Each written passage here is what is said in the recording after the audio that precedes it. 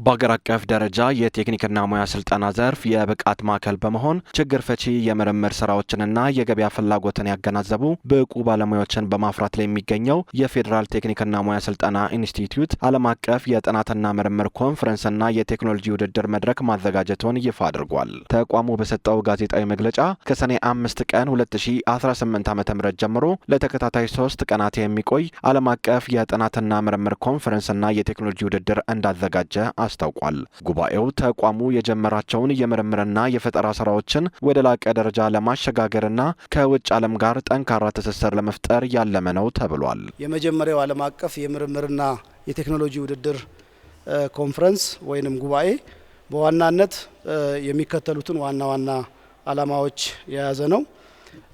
በመጀመሪያ ደረጃ የተጀመሩ የምርምርና የቴክኖሎጂ ስራዎችን ዓለም አቀፋዊ ተወዳዳሪነታቸው ማሳደግ ነው። ይሄ ሊሆን የሚችለው ደግሞ እንደነዚህ አይነት ዓለም አቀፍ ጉባኤዎችን በማካሄድ የእኛን ተመራማሪዎች ከዓለም አቀፍ ሳይንቲፊክ ኮሚዩኒቲ ጋር ማገናኘት በጣም ኢምፖርታንት ነው የሚሆነው።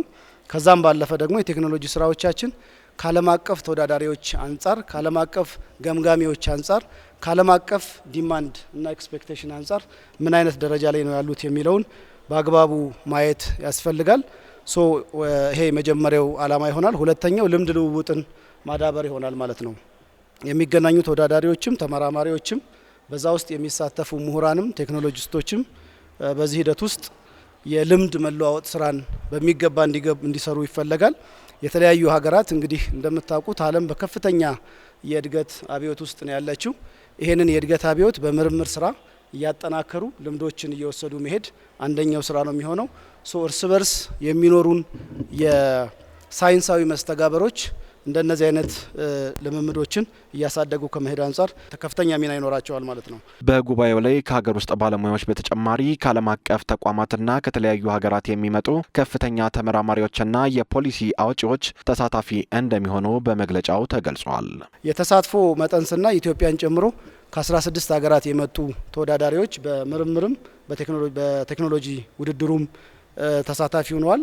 ለአብነት ያህል ከጀርመን፣ ከህንድ፣ ከቻይና፣ ከናይጄሪያ፣ ከሩዋንዳ፣ ከኬንያ እና ሌሎች የአፍሪካ እና ሌሎች አህጉራት የተውጣጡ ተወዳዳሪዎች የዚህ ውድድር እና የምርምር ጉባኤ ተሳታፊዎች ናቸው። ከተሳትፎ አንጻር እነማን ይሳተፋሉ የሚለውን ለመመለስ በርካታ ባለድርሻ አካላት በዚህ ጉባኤ ውስጥ ተሳታፊ ይሆናሉ።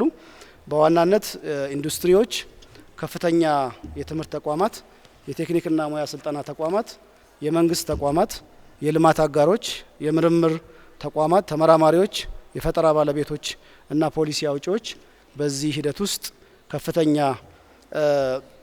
ተሳትፎ ያደርጋሉ።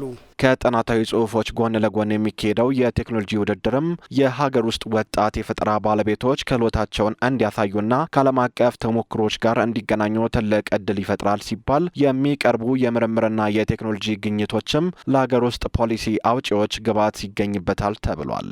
የሚቀርቡ የምርምር የቴክኖሎጂ ስራዎች ለፖሊሲ ስራዎቻችን እንደ ግብዓት እንደሚያገለግሉ ይጠበቃል ማለት ነው። የምናያቸው ጉድለቶች፣ የምናያቸው ጥንካሬዎች በአጠቃላይ እንደ ሀገር ምን መስራት አለብን የሚለውን ያመላክታል። የኛ ተቋም እንደ አንድ የፖሊሲ አማካሪ ተቋም ከነዚህ ጥናቶች የሚያገኛቸውን ውጤቶች ለተሻለ የፖሊሲ ምክረ ሀሳብነት በጉልህ ለመጠቀም እንጠቀምባቸዋለን ማለት ነው። በኢፌዴሪ ቴክኒክና ሙያ ስልጠና ኢንስቲትዩት የተዘጋጀው ከፊታችን አርብ ጀምሮ የሚካሄደው ይህ ዓለም አቀፍ የጥናትና ምርምር ኮንፈረንስ የቴክኒክና ሙያ ስልጠና ዘርፍ ለሀገር በቀል ኢኮኖሚ እድገት ያለው ሚና ይበልጥ እንደሚያሳድገው ተስፋ ተጥሎበታል።